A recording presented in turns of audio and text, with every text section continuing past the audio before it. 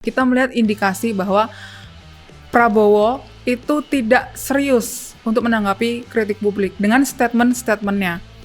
Prabowo melihat kelompok-kelompok masyarakat kritis, media, NGO dan sebagainya itu sebagai musuh. Anggaran dikelola oleh Kementerian Keuangan dan tidak melalui DPR. Jadi nantinya DPR ini cuma meriksa penggunaan anggarannya aja, mengawasi setelah anggaran digunakan, bukan memberikan persetujuan atau mengkritisi soal tujuan penggunaan anggarannya. Di penghujung tahun ketika orang mau menyambut tahun baru, 4 partai politik ini bertemu untuk membahas gimana mekanisme pilkada tidak langsung, karena ini menjadi keinginan Prabowo. Jadi menurut dia, Prabowo meminta agar MPR membahas amandemen ini. Nah, kita telisik nih, kenapa sih Gerindra ataupun Prabowo pengen melakukan amandemen?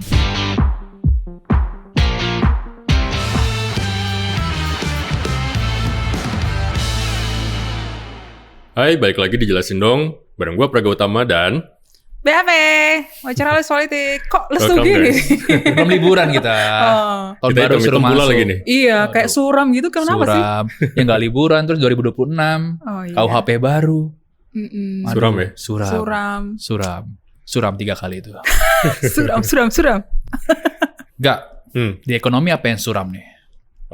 Macem-macem sih. Banyak indikator yang kayaknya lesu nih tahun ini. Dan kayaknya pertumbuhan ekonomi juga nggak sebaik sebelum-sebelumnya. Kalau politik gimana nih, Sen? Banyak.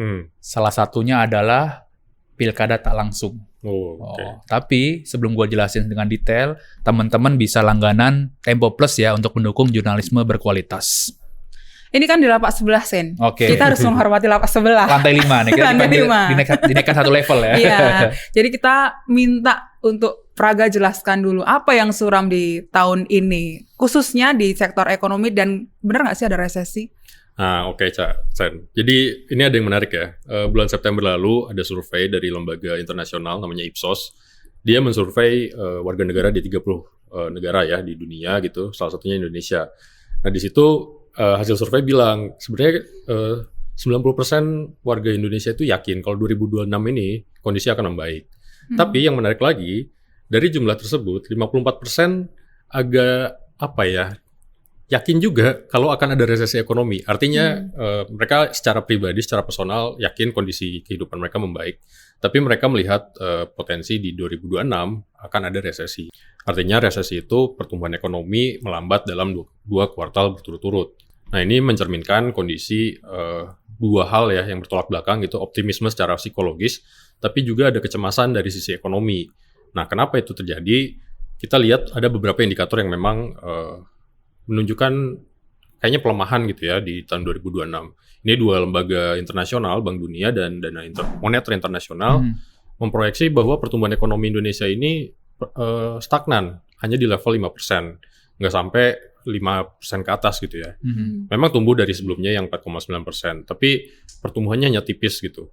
Ini salah satunya dipicu karena ya lagi-lagi penghematan anggaran oleh pemerintah gitu ya. Meskipun 2025 pemerintah udah menghemat, memangkas anggaran, 2026 ternyata berlanjut nih.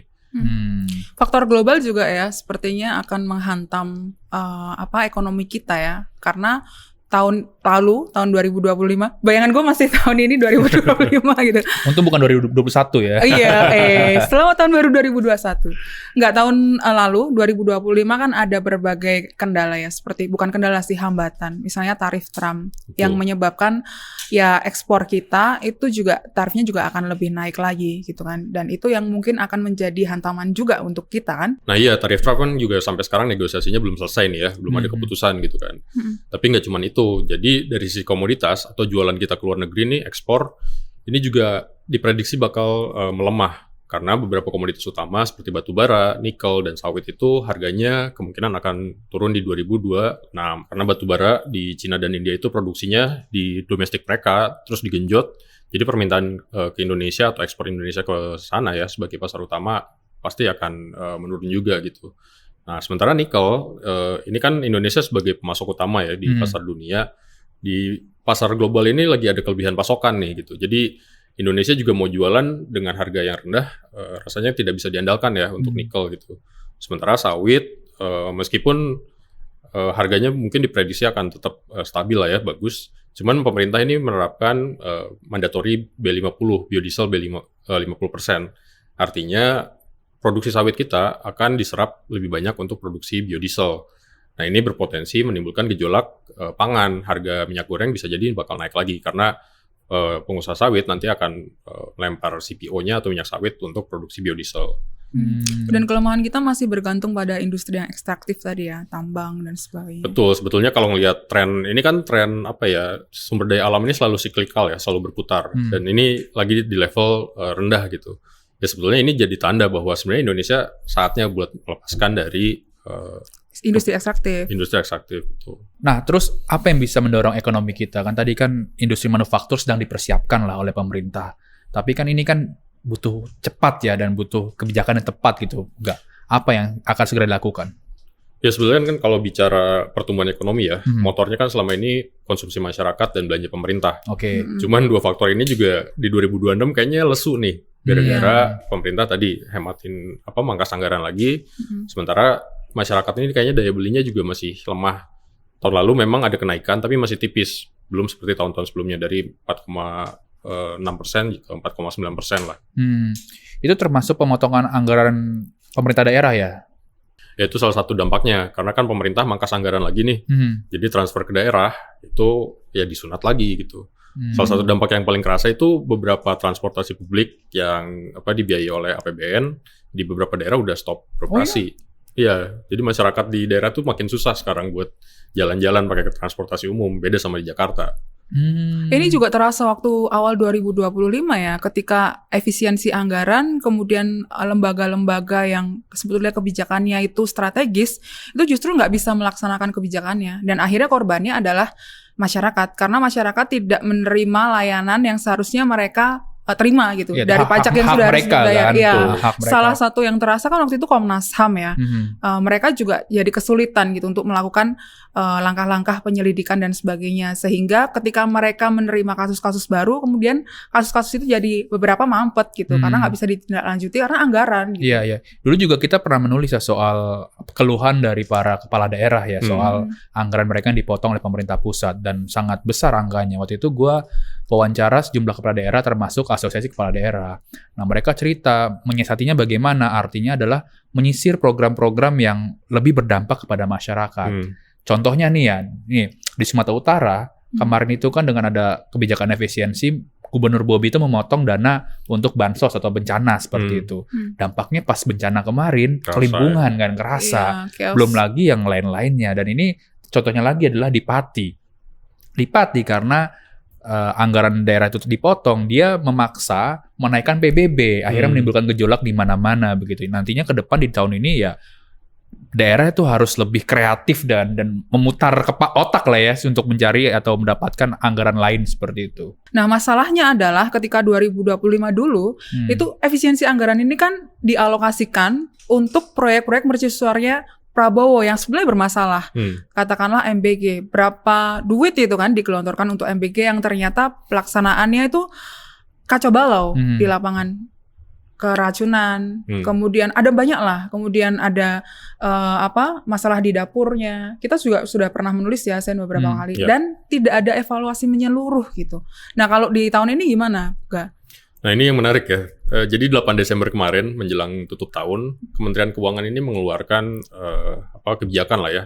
Yang intinya adalah meminta kementerian dan lembaga ini menyiapkan kantong dana cadangan lah. Jadi mereka juga diminta sama seperti tahun sebelumnya menyisir lagi anggaran-anggaran mereka untuk menyisihkan duit tersebut, anggaran tersebut ke pos khusus yang digunakan untuk membiayai program prioritas Presiden pada 2026. Nah, anggaran yang minta disisir adalah biaya-biaya untuk rapat, perjalanan dinas, sama biaya untuk belanja alat tulis kantor lah ya, belanja rutin lembaga kementerian gitu.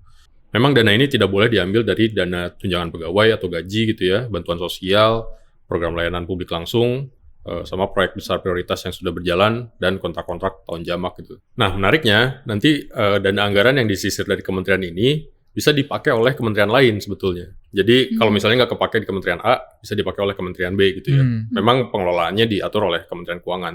Tapi memang Kementerian Keuangan menegaskan bahwa anggaran ini nantinya dipakai hanya untuk program-program prioritas presiden. Jadi kementerian atau lembaga ini jadi pelaksananya lah gitu. Ini ada meme-nya nih, Sen. Apa? Kaget ya? Kaget ya. Tapi bukannya mekanisme perpindahan anggaran itu kan seharusnya lewat DPR kan? Betul. Nah, kalau ini kemudian melalui Kementerian Keuangan, berarti kan ada mekanisme yang dilompati kan? Iya, ini kan sebetulnya sejak lama ya, kita sudah nggak punya APBN perubahan, alias ketika pemerintah ingin mengubah penggunaan anggaran, mereka kan harus minta persetujuan ke DPR. Betul. Tapi sudah lama memang tidak dijalankan sejak era Jokowi. Mekanisme ini juga pernah dilakukan di era Jokowi. Waktu masih Menteri Keuangannya Bu Sri Mulyani ya.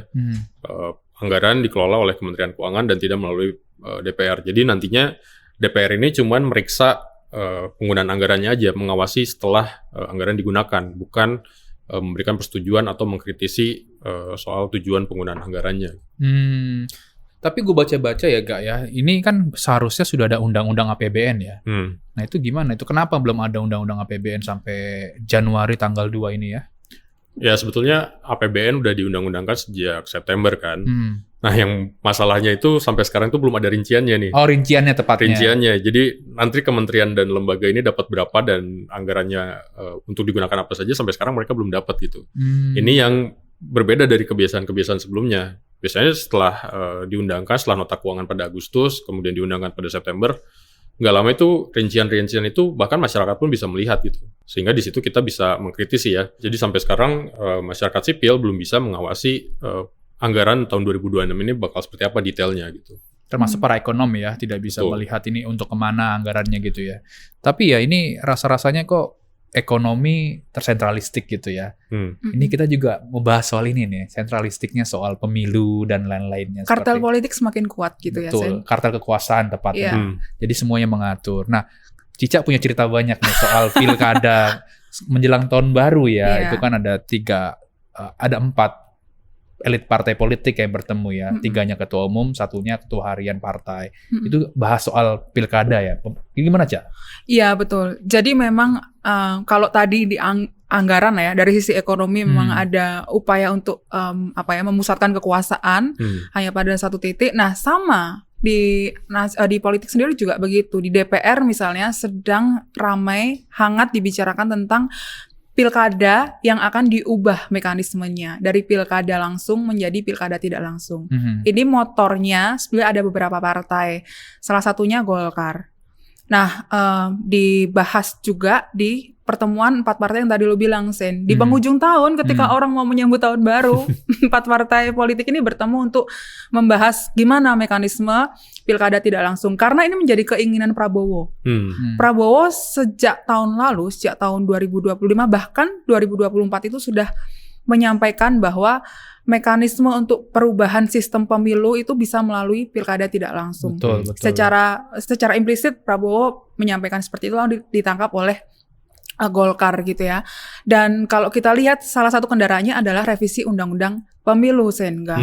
Jadi revisi undang-undang pemilu itu kan memang krusial untuk dibahas di DPR dan akan mulai dibahas setelah masa pembukaan sidang pertama di tahun 2026 ini. Dan sebetulnya muatan pembahasannya itu banyak ya. Misalnya bagaimana DPR harus menjalankan putusan MK. Kan banyak putusan MK kan soal presidensial threshold, kemudian soal ambang batas parlemen, kemudian penyetaraan pemilu, dan beberapa hal yang krusial. Tapi kemudian ada pasal-pasal yang ditengarai akan diselundupkan di tahun ini, salah satunya ya soal pilkada tidak langsung tadi. Padahal ya seharusnya tuh DPR dan pemerintah itu kan cepat ya melaksanakan putusan MK. Kan sudah ada contohnya. Putusan soal 90 yang meloloskan Gibran gitu ya. Itu cepat satu beres. Ini kok lambat. Bahkan itu nggak diakomodasi di undang-undang pemilu loh itu. Langsung kan, pakai PKPU bahkan kan. Iya, betul. Ini ya nggak tahu lah ya, mereka yang punya kuasa soalnya. Iya, dan ya pilkada tidak langsung ini menimbulkan riak-riak juga ya, sehingga di DPR sebetulnya tidak semua partai itu setuju. Ini yang kemudian nanti akan ada pembelahan nih di partai koalisi pendukung Prabowo. Kita tahu sendiri sehingga bahwa Demokrat dan beberapa partai lainnya seperti Nasdem dan PKS itu sebetulnya tidak setuju dengan ide pilkada tidak langsung. Demokrat jelas tidak setuju. Kenapa? Karena kita ingat, kita flashback di 2014 ketika waktu itu partai koalisi Merah Putih juga yang isinya atau yang di dalamnya itu ada Gerindra, Golkar dan sebagainya, P3 itu kemudian mendorong adanya revisi undang-undang pemilihan kepala daerah, bupati, wali kota dan gubernur yang kemudian diundangkan di dalamnya itu ada pilkada tidak langsung. Pilkada dipilih oleh DPRD. Dan waktu itu SBY sebagai presiden di ujung masa jabatannya itu mengeluarkan Perpu, peraturan pengganti undang-undang, peraturan pemerintah pengganti undang-undang yang kemudian membatalkan undang-undang itu. Dan sekarang Demokrat merasa harus konsisten, harus konsisten terhadap apa yang dulu dilakukan SBY 2014. Begitu juga dengan partai lain. Kenapa? Karena kalau pilkada tidak langsung, ini hanya ada beberapa partai yang menikmati hasilnya. Contohnya Gerindra sendiri sebetulnya di internal Gerindra itu merasa bahwa pilkada tidak langsung ini hanya akan menguntungkan Golkar. Kenapa? Karena Golkar menguasai kursi ketua DPRD di kabupaten, kota maupun di provinsi. Di 14 provinsi Golkar kan menang ya, menang di DPRD ya, menguasai banyak kursi dan itu kemudian ini akan dianggap nanti Golkar dong yang menguasai karena ketua DPRD nanti kan yang memilih DPRD ya. Nanti bisa diskenariokan bahwa nanti Golkar yang menang gitu. Tapi kalau kayak gitu berarti di politik aja nggak stabil ya? Maksudnya di internal, ini kan konsolidasi partai politik sebenarnya sejak tahun lalu udah berjalan gitu ya. Harusnya kan udah mereka tinggal jalan bareng lah gitu ya.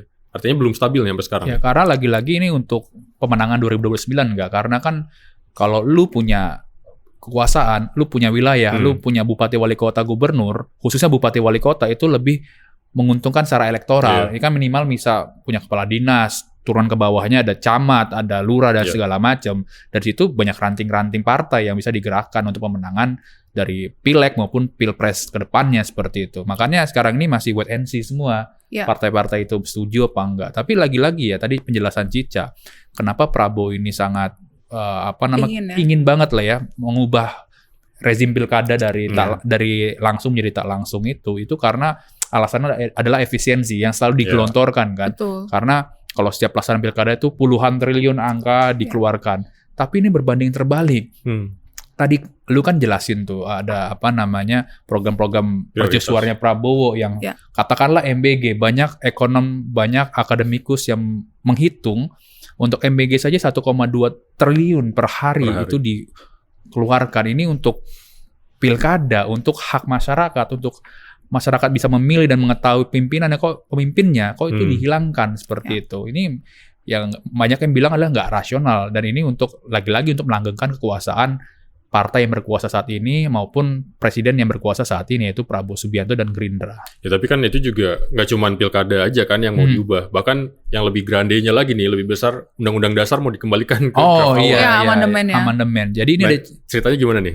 Jadi Ketua MPR Ahmad Muzani itu ketemu Prabowo tanggal 2 Desember di Istana. Itu pertemuan 90 menit. Ini penjelasan dia ya. Salah satu topik yang dibahas adalah mengenai amandemen Undang-Undang Dasar. Jadi menurut dia, Prabowo meminta agar MPR membahas amandemen ini. Sebulan sebelumnya, Muzani juga datang ke Istana di bulan November. Di situ Muzani mengantarkan keinginan para pimpinan MPR untuk berdiskusi soal PPHN. Pokok-pokok haluan negara yang sudah selesai dibahas oleh MPR di periode sebelumnya. Untuk ada PPHN, lagi-lagi itu harus melalui amandemen. Jadi secara 2 bulan berturut-turut, Ketua MPR dan Presiden sudah membahas rencana amandemen Undang-Undang Dasar. Nah, kita telisik nih, kenapa sih Gerindra ataupun Prabowo pengen melakukan amandemen? Jadi ada 3 petinggi Gerindra, gua wawancarai cerita bahwa lu harus lihat sejarahnya Gerindra. Kenapa? Sejarah Gerindra itu di pendirian di ADART-nya dia, Anggaran Dasar Rumah Tangga itu ingin mengembalikan amandemen Undang-Undang 45 ke naskah awal. Naskah awal yang ditandatangani atau disepakati tanggal 18 Agustus 1945. Di ADART-nya juga tuh tertulis 5 kali tuh naskah awal. Apa dampaknya? Gue tanya seperti itu. Dampaknya adalah kalau naskah awal itu yang paling harus diperhatikan adalah tidak ada lagi pembatasan masa jabatan presiden. nanti presiden itu akan dipilih melalui MPR begitu. Lagi-lagi hak masyarakat untuk memilih pemimpinnya yang tingkat nasional itu bakal hilang. Jika itu disetujui artinya nanti kepala daerah juga akan melalui DPRD seperti itu. Lalu ada lagi yang lain-lainnya. Seperti misalkan kalau di Undang-Undang Dasar naskah awal, itu kan nggak ada seperti katakanlah Mahkamah Konstitusi, KPK, maupun yang lainnya seperti itu.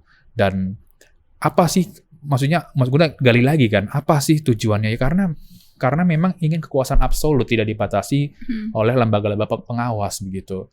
Dan gue ditanya juga kan, nah MK gimana? Dia cerita, lu lihat aja putusan MK yang selama ini berpihak kepada masyarakat begitu kan. Katakanlah soal tadi tuh pelarangan polisi di jabatan sipil yang sudah sangat clear kan bahasa seperti itu. Tapi pemerintah justru mengeluarkan perpol dulu baru peraturan pemerintah. Artinya kan melegalkan polisi bisa menempati jabatan sipil. Menegasikan putusan MK. Iya, menegasikan putusan MK seperti itu. Jadi memang ada ya rasa-rasa ini gue udah punya kekuasaan kok masih aja dibatasi oleh MK begitu. Sebetulnya kalau kita lihat ya, riak-riak politik tentu ada ya. Partai politik yang tidak setuju dan tidak setuju gitu. Tapi kalau kita lihat konsolidasi di DPR dan juga partai koalisi pendukung pemerintah ini kan cukup kuat ya. Maksudnya adalah ketika ini menjadi satu keinginan presiden, akan ada lobby-lobby di bawah meja di baliknya yang itu nanti akan berdampak pada putusan-putusan atau kebijakan-kebijakan yang dikeluarkan, produknya macam-macam, undang-undang, peraturan pemerintah dan sebagainya yang tidak berpihak pada rakyat dan pembahasannya itu tidak melibatkan partisipasi masyarakat. Publik, betul, dan akan sangat tertutup. Iya. Jadi ada cerita juga begini, Cak sama Ga. Jadi di 2022 itu kan PPHN sebetulnya sudah mau disahkan tuh. Betul. Udah mau diketok. Amandemen terbatas lah istilahnya. Tapi ada hasrat politik dari Solo itu yang ingin memasukkan klausul perpanjangan masa jabatan atau presiden 3 periode. Oh, ini yang ditolak Megawati ya? Akhirnya menolak tuh. Gue wawancara juga orang-orang PDIP. Nah, lu sekarang sikapnya gimana kalau misalkan amandemen ini berjalan begitu, dan sekarang PDIP kan posisi sendirian gitu ya. Ya kita tetap harus stand-nya adalah tidak. Masa kita harus mengulang sejarah negara bahasanya seperti itu. Jadi ya sejarah yang sudah berjalan panjang dari negeri ini berdiri sampai reformasi masih harus diulang. Artinya mereka menolak. Nah, selain masa jabatan presiden sama MK ya tadi ya yang kemungkinan bakal hilang kalau amandemen ini goal, kira-kira apa yang harus diwaspadai ini kalau amandemen Undang-Undang Dasar ini kembali ke naskah awal? Jadi gue wawancara orang Perludem ya, Perkumpulan Pemilu dan Demokrasi maupun sejumlah ahli tata negara. Ya mereka hanya menyoroti 2 hal itu. Ini kan Undang-Undang Dasar hasil amandemen keempat, ini tinggal produk satu-satunya reformasi yang masih bisa menjaga masyarakat begitu. Produk reformasi kayak KPK kan udah hancur di era Jokowi, undang-undang direvisi. Kalau misalkan ini gerbang terakhirnya runtuh dan diubah, membuka kotak Pandora, ya itu tadi, masa jabatan presiden tidak dibatasi. Jangan-jangan nanti yang di Solo bisa maju lagi kan hilang kan bahasa itu kan. Lalu yang kedua tadi, lembaga-lembaga pasca reformasi bisa saja tidak ada. Katakanlah Komisi Yudisial, KPK, itu ya bisa nggak ada lagi. Artinya ya nanti penegakan hukum maupun yang lain-lainnya bisa dilakukan pendekatannya kekuasaan. Jadi lembaga-lembaga itu bisa hilang. Lalu juga soal tadi, yang soal pilkada dari langsung jadi tidak langsung. Artinya nanti kepala daerah itu pasti akan menghambanya ataupun tuannya adalah partai politik. Jadi kebijakan-kebijakan untuk masyarakat itu bisa hilang ataupun bisa semakin sedikit. Aspirasi masyarakat bisa nggak lagi didengar oleh para kepala daerah. Ya, kebijakan yang dibuat oleh kepala daerah ya, yang tentunya tadi kata Husin menghambanya pada politik, itu menunjukkan bahwa nantinya ke depan diprediksi kalau pilkada tidak langsung ini goal, mereka, para kepala daerah ini akan membuat keputusan-keputusan yang menjauh dari aspirasi masyarakat gitu. Jadi misalnya aspirasi masyarakatnya itu apa, tapi kepala daerah ini tidak akan mendengarkan aspirasi masyarakat, tapi akan mendengarkan aspirasi partai politik. Karena DPRD yang memilih mereka kan, partai politik yang memilih mereka. Yang kedua adalah hak masyarakat untuk memilih kepala daerah itu sama sekali hilang. nggak ada. Memang akan ada argumen-argumen yang dilambungkan oleh partai politik bahwa tetap demokratis kok pilkada tidak langsung karena nanti calon namanya kepala daerah itu diusulkan oleh masyarakat, dikurasi oleh partai politik di DPRD. Nggak bisa seperti itu. Iya, gitu. karena kan lagi-lagi ada tiketnya dari partai politik kan. Betul, partai politik kan bisa membuat skenario-skenario tertentu yang masyarakat tidak tahu. Bahkan partai politik bisa menskenariokan calon tunggal. Iya. Yang masyarakat juga nggak tahu pembahasannya karena sangat tertutup kan biasanya gitu. Meskipun dengan argumen masyarakat dilibatkan, tapi pembahasannya tentu di ruang-ruang gelap. Karena politik itu kan biasanya lebih-lebihnya di ruang gelap. Yang informal. Betul. Ya kita lihat aja lah ya gimana anggota DPR aja kan bisa ganti-ganti sesuka hati partai gitu kan. Ya, dan kritik publik terhadap kepala daerah nanti juga kemungkinan tidak akan didengar karena kritik publik itu yang nggak ada untungnya buat kepala daerah mendengarkan kritik publik karena selama ini banyak kepala daerah yang berasal dari partai gitu ya, berlatar belakang partai, mendengarkan kritik publik semata untuk menjalankan partisipasi simbolik misalnya, atau untuk melihat bahwa mereka adalah konstituen gitu. Jadi kalau tidak ada kepentingan elektoral lagi, ya kemungkinan besar kritik publik tidak akan ya mending kritik nggak didengerin, orang udah ada KUHP sekarang ya kriminalisasi mungkin kalau kritik. Ya, karena jangan mengkritik lembaga pemerintah tuh ya. Benar, itu ada pasal benar. itu tuh. Betul. Nah ini ada semacam paradoks ya, ketika tadi kita udah menyinggung bahwa demokrasi melemah, supremasi masyarakat sipil juga makin terancam lah ya di 2026 gitu. Tapi di sisi lain gue melihat ada penguatan nih. Ini kalau kita lihat di APBN 2026, militer dapat anggaran sampai 337,4 triliun nih. Semuanya tuh ya? Semuanya. Wow. Ini masuk ke program prioritas pertahanan semesta bidang pertahanan dalam APBN 2026. Tapi kalau lu lihat, kenapa sih militer ini harus terus ditambah anggarannya? Jadi banyak partai pendukung pemerintah, politikus partai pendukung pemerintah yang gua temui itu cerita bahwa memang Prabowo ini yang berlatar belakang militer itu ingin menguatkan militer. Berbeda dengan Jokowi ya, selama 10 tahun kebelakang kan bahwa polisi ini memang mendapatkan tempat spesial.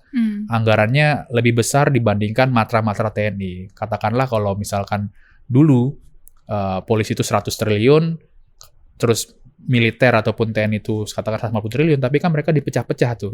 TNI Angkatan Udara berapa, darat berapa, laut berapa, dan Kementerian Pertahanan berapa. Nah, dari angka yang lu tadi sebut, itu kan sudah ada porsinya tuh untuk membeli alutsista, senjata. Dan ini kan sudah dijajaki oleh Prabowo ketika dia menjadi Menteri Pertahanan. Dia keliling beberapa negara, termasuk ketika dia sudah menjabat jadi presiden kan. Dia juga ada kesepakatan membeli helikopter kah, pesawat tempur, dan lain-lain. Nah, selain membeli alutsista itu, ada penguatan SDM. Dalam artian adalah menambah jumlah prajurit. Di tahun 2025 saja, itu sudah ada penambahan 5 komando daerah militer. Dari yang dulunya 16 menjadi 21. Pemerintahan Prabowo ini menargetkan sampai 2029 itu bakal ada 37 Kodam. Dan ini pasti turun ke bawah nih. Turun ke bawah adalah penambahan sekitar 750 batalion, dan lalu juga adalah semakin banyak perwira. Kemarin kan Menteri Pertahanan kan dia bilang akan menambah ataupun akan membuat sekolah perwira ya gitu ya.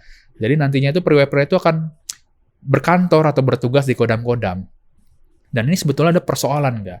Kenapa? Karena sejumlah ahli militer, dan kita sudah pernah menuliskannya ya, bahwa dari 2018 saja itu ada sekitar ratusan atau bahkan ribuan ya perwira menengah sampai perwira tinggi yang non-job. Artinya kerjanya hanya di belakang meja saja. Dulu bahkan ada narasumber yang cerita ketika kita main ke salah satu kantor pusatnya militer begitu ya, itu banyak sekali kolonel gitu, kolonel segala macam yang bekerja di meja, dan mereka mengeluhkan karena posisi-posisinya itu nggak ada jabatan begitu.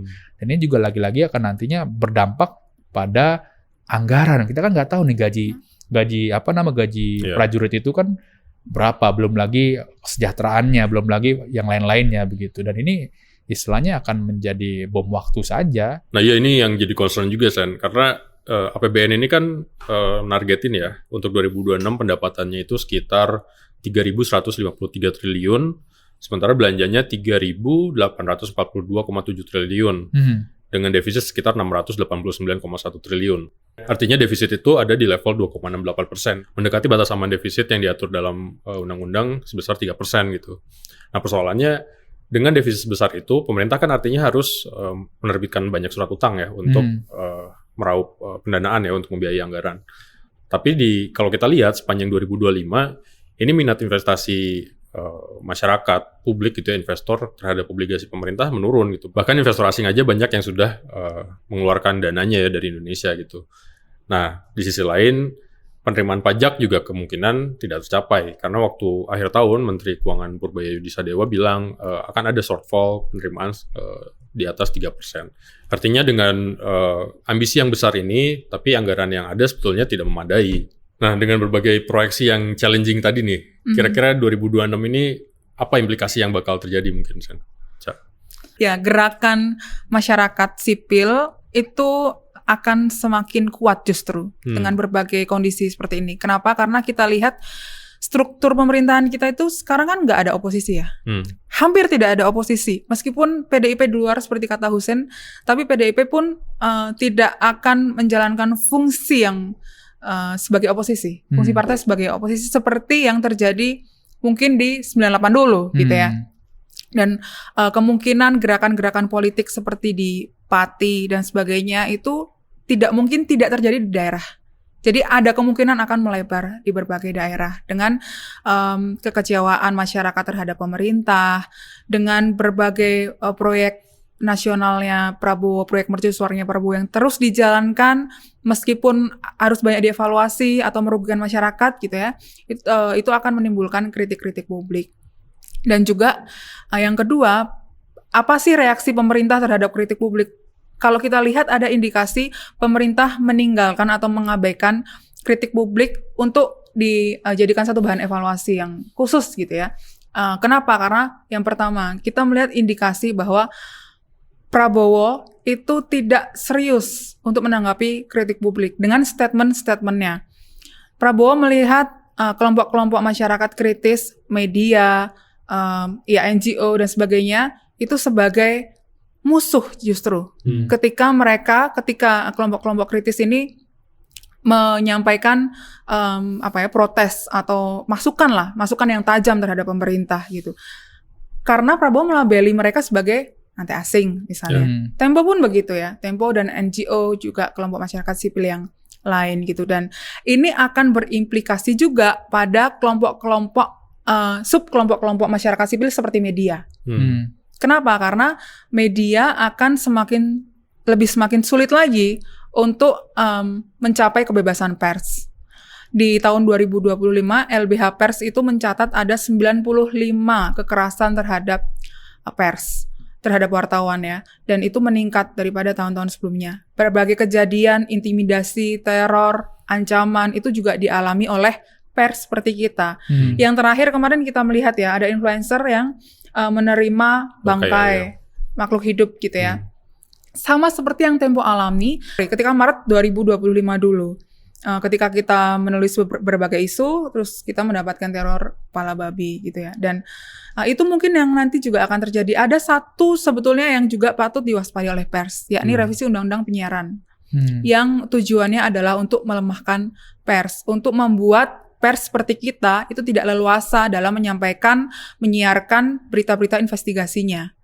Dan revisi Undang-Undang Penyiaran ini meski sampai sekarang belum ada hilalnya gitu ya Sen ya di DPR, tapi kemudian ada informasi bahwa ini terus disiapkan dan dibicarakan secara diam-diam, didiskusikan secara diam-diam. Tuh, jadi ke depan untuk pers masih seperti baju kita ya, hitam dan kelam. Wah, banyak banget ya yang harus kita hadapi di 2026 ini. Ya kayaknya kita sebagai masyarakat juga harus mulai waspada ya, nggak cuman kondisi sehari-hari tapi juga keuangan nih harus lebih hemat lah. Hemat dan bijak. Betul. Gue sih sudah berikrar satu ya, tidak banyak-banyak jajan kopi. Tapi susah kayaknya itu. Ya, susah. Oke, cukup ya diskusi kita hari ini. Terima kasih Cica sama Husein udah datang. Sampai ketemu di Jelasin Dong berikutnya. Sampai jumpa. Selamat tahun baru.